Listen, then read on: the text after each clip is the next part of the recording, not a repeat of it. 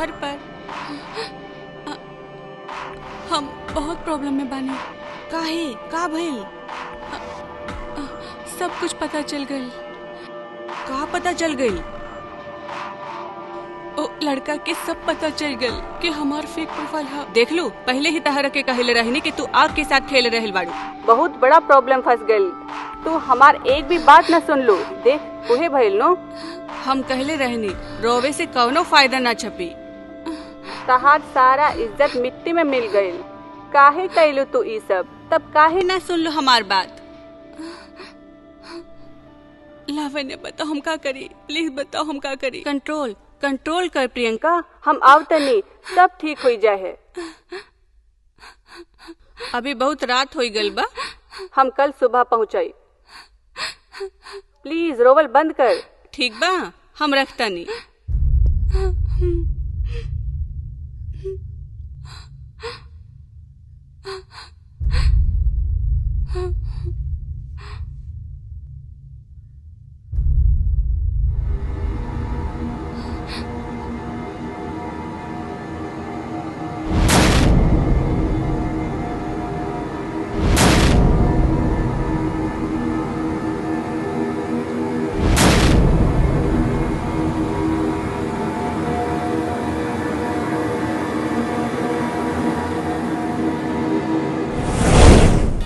प्रियंका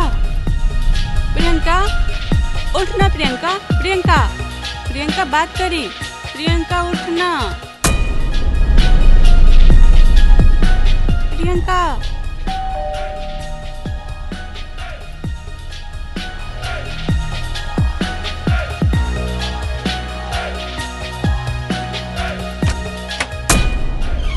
अंदर आई। हम ही तहार के कॉल कैले। का बात बा? देखी का भइल बा।